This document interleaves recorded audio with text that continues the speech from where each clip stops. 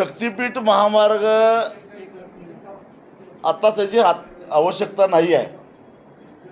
त्याचं कारण शक्तीपीठ महामार्ग व्हावा असं कुठल्याही भक्तानं कुठं आंदोलन केलं किंवा मोर्चा काढला, मागणी केली असं काही झालेलं नाही आहे। एकूण नागपूरपासून गोव्यापर्यंत हा जो शक्तीपीठ महामार्ग जातो त्याच्या आधी राष्ट्रीय महामार्ग प्राधिकरणानं एक रस्ता नागपूर ते रत्नागिरी बांधलेला आहे आणि कोल्हापूरहून गोव्याला जाणारे ते 2-3 रस्ते।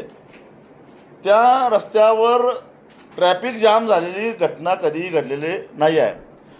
पंढरपूरला आषाढी एकादशीला किंवा कार्तिक एकादशीला सुद्धा ट्रॅफिक जाम होत नाही, इतकं अतिशय चांगल्या पद्धतीनं नियोजन वाहतुकीचं होतं।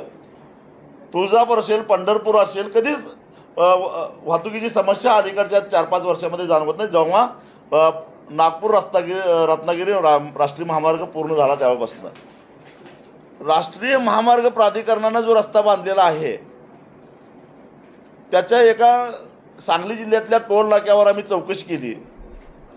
तिथं दररोजचं टोल संकलन होतं 8 ते 9 लाख रुपये। मी राष्ट्रीय महामार्ग प्राधिकरणाच्या अधिकाऱ्यांना विचारलं की हा टोल नाका जो आहे हा किती रुपये गल्ला गोळा झाल्यानंतर फायद्यात जातो, तर त्यांनी मला सांगितलं 40 लाख रुपये तरी दररोज गोळा व्हायला पाहिजे।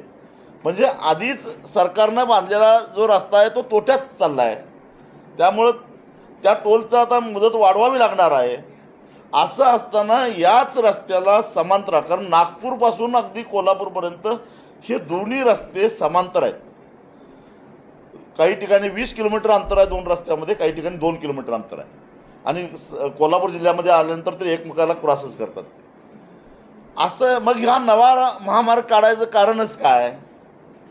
ह्याचं कारण एवढंच आहे की हा महामार्ग जो बांधला जाणार आहे तो 802 किलोमीटरचा आहे आणि त्याचा एकूण प्रकल्प खर्च आहे 86,000 कोटी रुपयाचा। म्हणजे साधारणपणे 1 किलोमीटरला 107 कोटी रुपये इतका खर्च येणार आहे। राष्ट्रीय महामार्ग प्राधिकरणानं जे काय रस्ते बांधलेले आहेत 6 पदरी, त्याचा 1 किलोमीटरचा खर्च किती आहे ते आम्ही तपासून बघितला, तर तो खर्च आहे अवघा 30 ते 35 कोटी रुपये 1 किलोमीटरचा।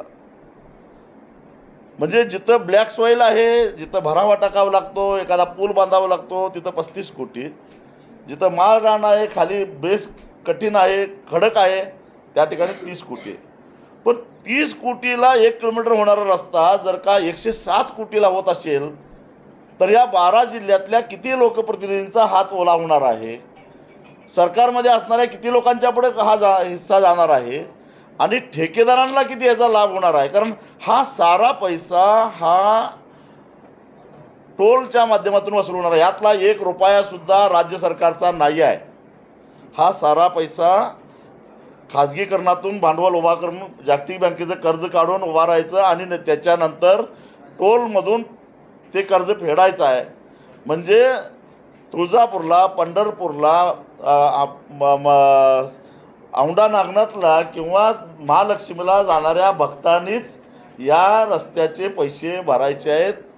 म्हणजे जिथं 35, जर त्यांनी इमानदारीने रस्ता केला असता तर 1 किलोमीटरला 35 कोटी खर्च आला असता, त्याच्या तिप्पट खर्च येतो। याचा अर्थ 35 रुपयाचा टोल लागत असता तर तो 105 कोटी रुपये द्यायचा। म्हणजे भक्तांच्या खिसा कापण्याचा हा उद्योग आहे। त्यामुळे केवळ शेतकऱ्यांचाच याला विरोध आहे अशातला भाग नाही, जे शेती करत नाहीत पण कधीतरी त्या रस्त्यावरनं प्रवास करणार आहेत त्यांचा सुद्धा खिसा कापला जाणार आहे।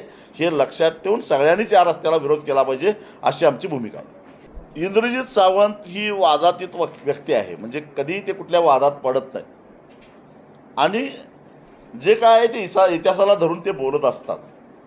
तेव्हा त्यांना फोन करून आणि तो फोनवर छत्रपती शिवाजी महाराजांच्याबद्दल अर्वाच्य भाषेत बोलणं आणि अशा या प्रशांत कोरटकरला परत संरक्षण देणं हे सरकारला शोभत नाही।